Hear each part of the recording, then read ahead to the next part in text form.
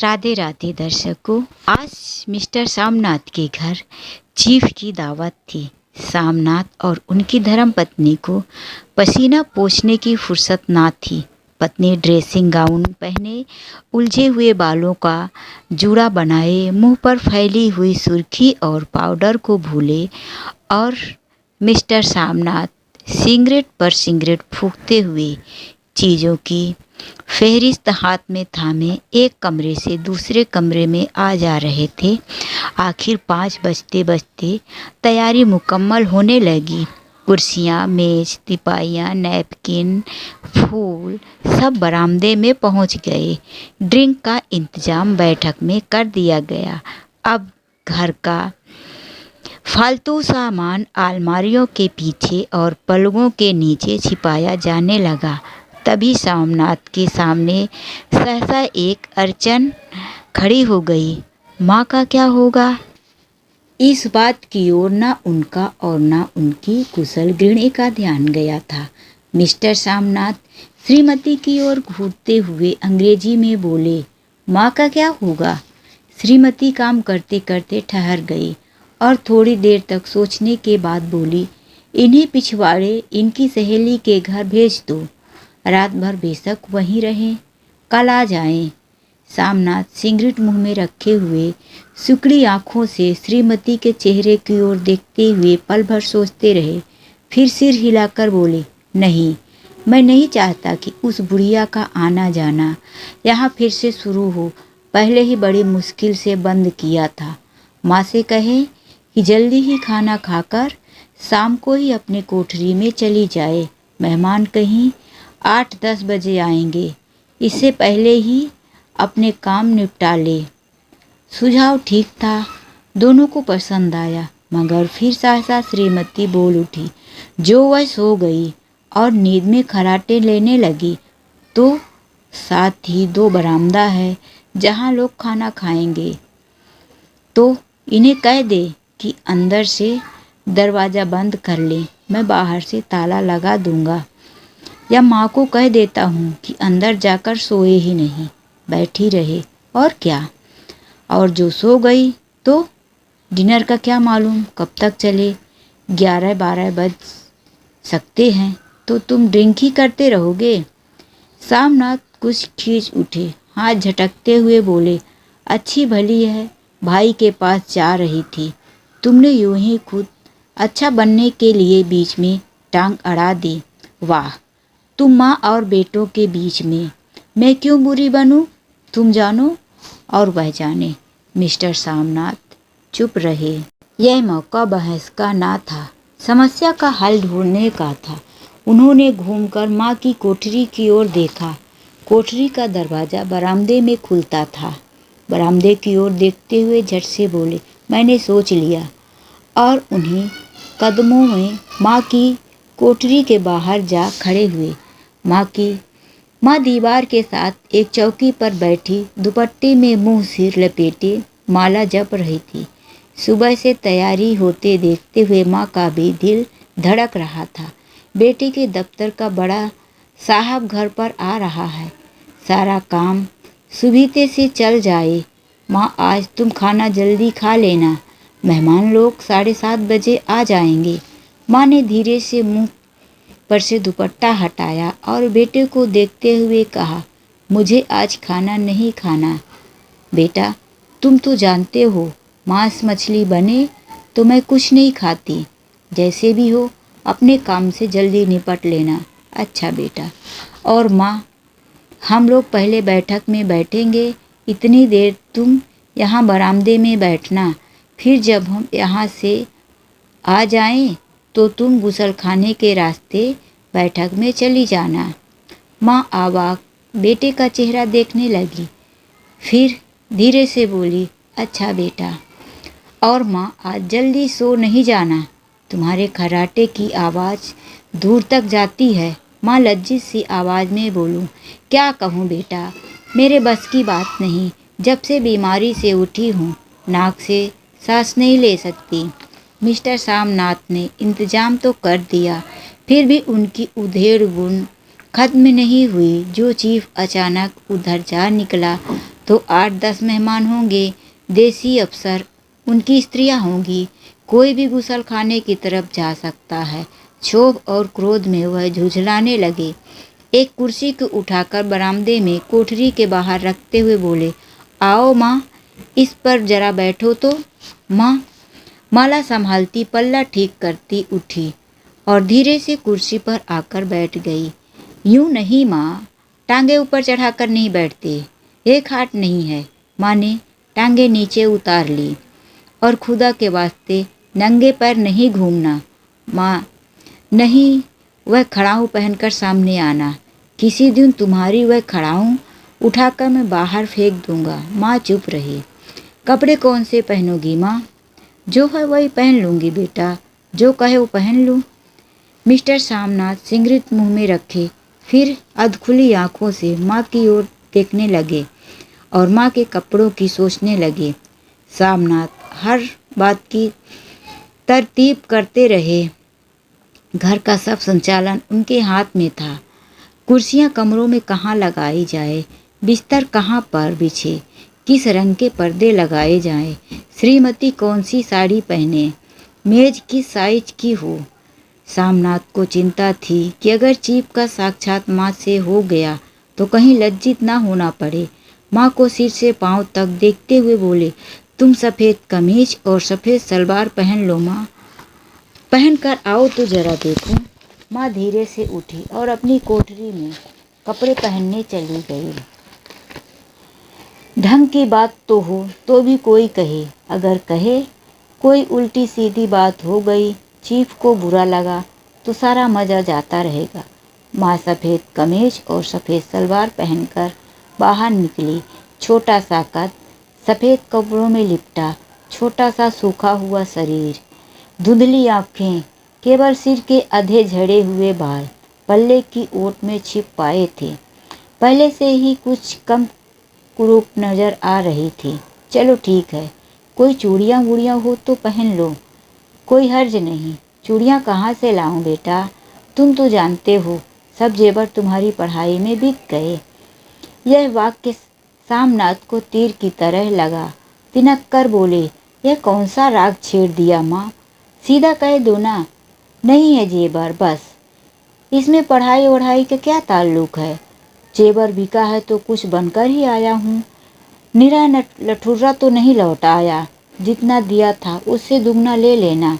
मेरी जीभ जल जाए बेटा, तुमसे जेवर लूँगी, मेरे मुंह से यूं ही निकल गए, जो होते तो लाख बार पहनती। 5:30 बज चुके थे। अभी मिस्टर सामनाथ खुद भी नहा धोकर तैयार होना था। श्रीमती कब की अपने कमरे में जा चुकी थी।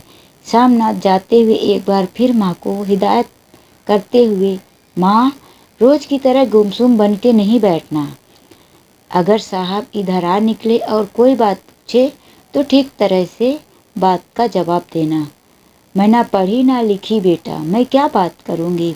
तुम कह देना माँ अनपढ़ है, कुछ जानती समझती नहीं, वह नहीं पूछेगा। 7 बजते बजते माँ का दिल धक धक करने लगा। अगर चीफ सामने आ गया और उसने कुछ पूछा तो क्या जवाब देगी। अंग्रेज को तो दूर से ही देखकर घबरा उठती थी। यह तो अमेरिकी है, ना मालूम क्या पूछे, मैं क्या कहूँगी। माँ का जी चाहा कि चुपचाप पिछवाड़े विधवा सहेली के घर चली जाए, मगर बेटे की हुक्म को कैसे टाल सकती थी। चुपचाप कुर्सी पर से टांगे लटकाकर बैठी हुई रही। एक कामयाब पार्टी जिसमें ड्रिंक कामयाबी से चल जाए। सामनाथ की पार्टी सफलता के शिखर चूमने लगी। वार्तालाप उसी रव में बह रहा था जिस रव में गिलास भरे जा रहे थे।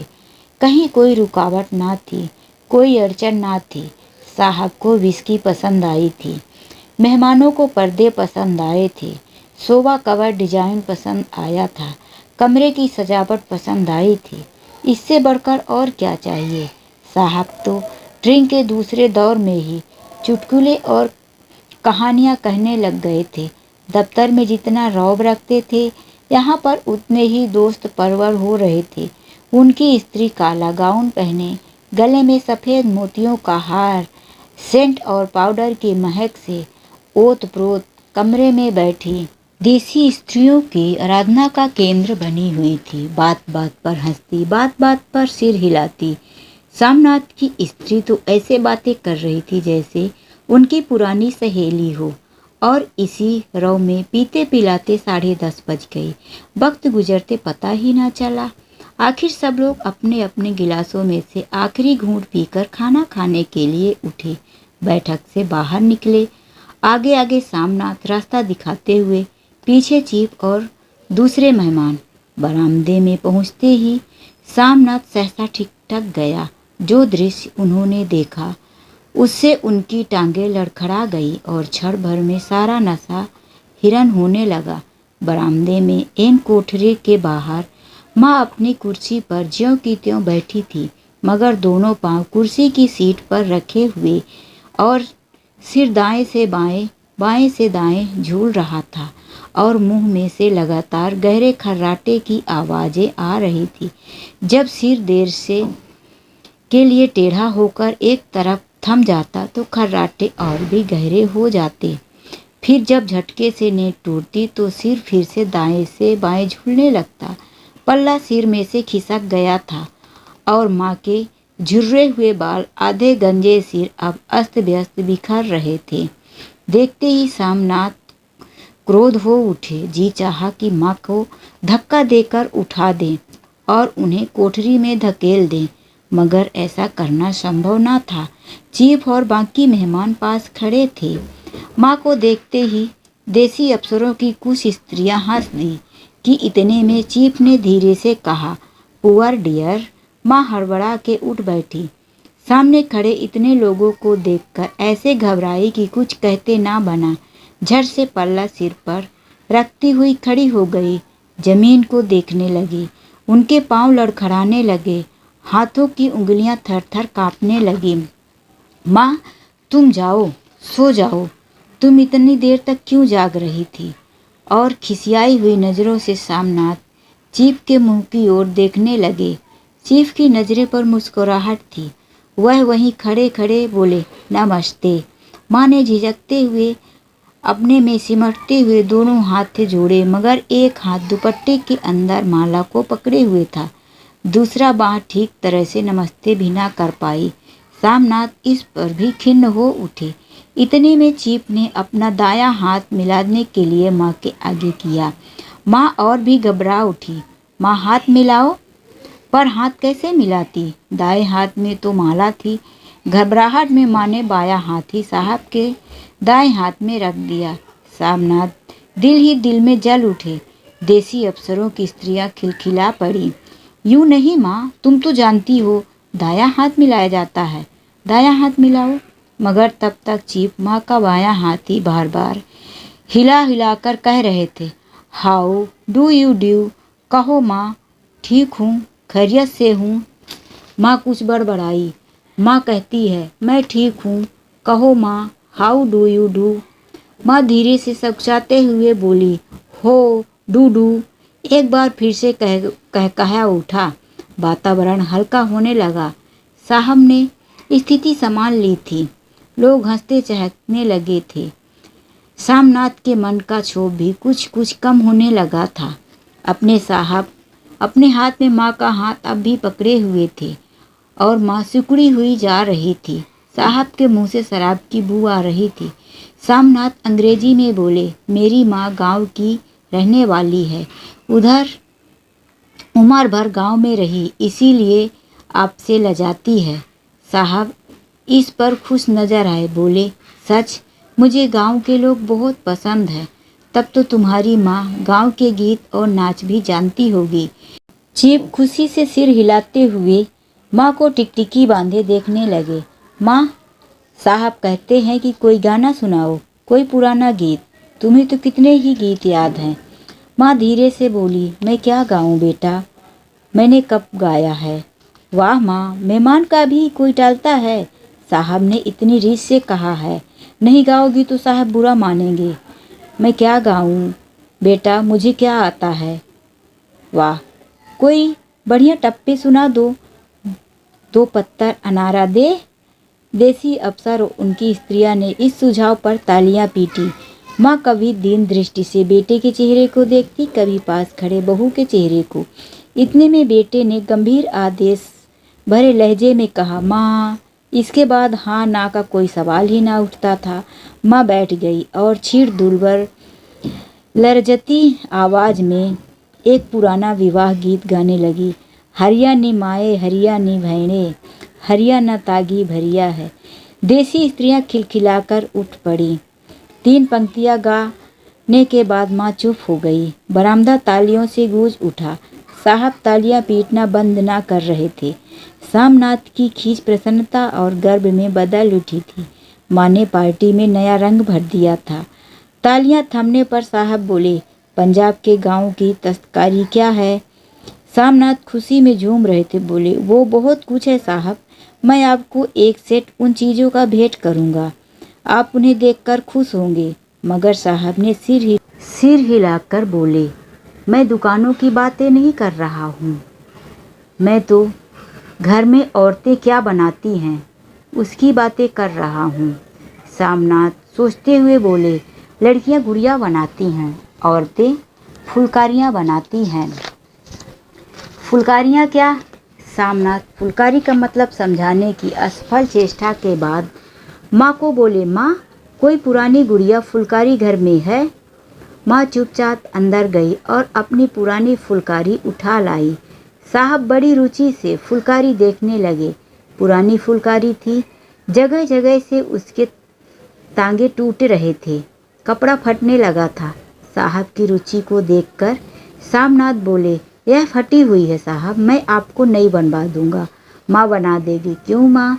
साहब को फुलकारी बहुत पसंद है। इन्हें ऐसे ही एक फुलकारी बना दोगी ना? माँ चुप रही, फिर डरते डरते बोली, अब मेरी नज़र कहाँ है बेटा? बूढ़ी आंखें क्या देखेंगी? मगर माँ क्या बीच में ही तोड़ते हैं? सामनाथ साहब को बोले, वह जरूर बना देगी, आप उसे देखकर खुश होंगे। साहब ने सिर हिलाया, धन्यवाद किया और हल्के हल्के झूमते हुए खाने की मेज की ओर बढ़ गए। बाकी मेहमान भी उनके पीछे पीछे हो लिए। जब मेहमान बैठ गए, माँ उस पर से सबकी आंखें हट गई तो माँ धीरे से कुर्सी पर से उठी और सबसे नजरें बचाती हुई अपनी कोठरी में चली गई। मगर कोठरी में बैठने की देर थी कि आंखों से छल छल आंसू बहने लगे। वह दुपट्टे से बार बार उन्हें पोंछती हुई, वह बार बार उमड़ आते जैसे बरसों का बांध तोड़कर उमड़ आए हो। माँ ने बहुतेरा दिल को समझाया, हाथ जोड़े भगवान का नाम लिया, बेटे के चिरायु की प्रार्थना की, बार बार आंखें बंद की, मगर आंसू बरसात के पानी की तरह जैसे थमते ही ना आते थे। आधी रात का वक्त हो गया। मेहमान खाना खाकर एक एक करके जा चुके थे। माँ दीवार से सटकर बैठी, आंखें फाड़े दीवार को देखे जा रही थी। घर के वातावरण में तनाव ढीला पड़ चुका था। मोहल्ले की निस्तब्धता सामनाथ के घर पर ही छा चुकी थी। केवल रसोई में प्लेट के खनकने की आवाज़ आ रही थी। तभी सहसा माँ कोठरी का दरवाज़ा जोर से खटकने लगा। माँ दरवाज़ा खोलो। माँ का दिल बैठ गया। हड़बड़ा कर माँ बैठी। क्या मुझसे फिर कोई भूल हो गई? माँ कितनी देर से अपने आप को कोस रही थी। क्यों उन्हें नींद आ गई? क्यों वह ऊँघने लगी? क्या बेटे ने अभी तक क्षमा नहीं किया? माँ उठी और कांपते हाथों से दरवाज़ा खोल दिया।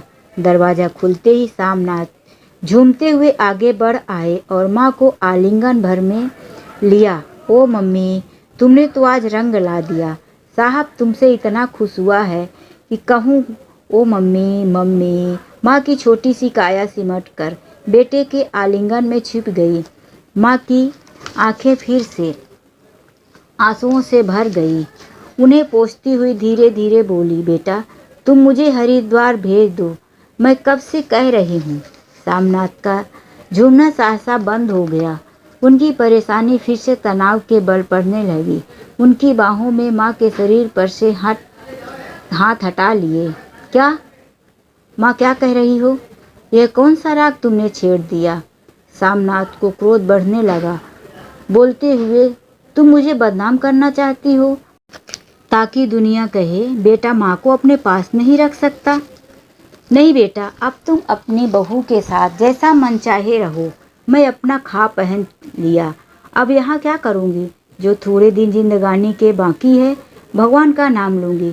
तुम मुझे हरिद्वार भेज दो। तुम चली जाओगे तो फुलकारी कौन बनाएगा? साहब से तुम्हारे सामने ही फुलकारी देने का इकरार किया है। मेरी आंखें अब नहीं है बेटा जो फुलकारी बना सकूं। तुम कहीं और से बनवा लो, बनी बनाई ले लो। माँ, तुम मुझे धोखा दे के यूं चली जाओगी, मेरा बनता काम बिगाड़ोगी। जानती नहीं, साहब खुश होगा तो मुझे तरक्की मिलेगी। माँ चुप हो गई, फिर बेटे के मुंह की ओर देखती हुई बोली, क्या तेरी तरक्की होगी? क्या साहब तेरी तरक्की कर देगा? क्या उसने कुछ कहा है? कहा नहीं, मगर देखती नहीं कितना खुश होकर गया है। कहता था जब तेरी माँ फुलकारी बनाना शुरू करेगी तो मैं देखने आऊँगा कि कैसे बनाती है। जो साहब खुश हो गया तो मुझे सबसे बड़ी नौकरी भी मिल सकती है, मैं बड़ा अफसर बन सकता हूँ। माँ के चेहरे का रंग बदलने लगा, धीरे धीरे उनका झुर्रियों भरा मुंह खिलने लगा, आंखों में हल्की हल्की चमक आने लगी। तो तेरी तरक्की होगी बेटा, तरक्की यूं ही हो जाएगी। साहब को खुश रखूँगा तो कुछ करेगा, वरना उसकी खिदमत करने वाले और थोड़ी हैं। तो मैं बना दूंगी बेटा, जैसे बन पड़ेगा बना दूंगी। और माँ दिल ही दिल में फिर बेटे के उज्जवल भविष्य की कामनाएं करने लगी। और मिस्टर सामनाथ, अब सो जाओ माँ, कहते हुए तनिक लड़खड़ाते हुए अपने कमरे की ओर घूम गए। तो दोस्तों, ये कहानी यहीं से ख़त्म होती है। कहानी आप लोगों को कैसी लगी कमेंट बॉक्स में ज़रूर बताना। और यदि वीडियो अच्छी लगी हो तो लाइक शेयर सब्सक्राइब करना मत भूलना। तो चलिए ऐसे ही मिलते हैं एक नई कहानी के साथ। आज के लिए बस इतना ही। राधे राधे।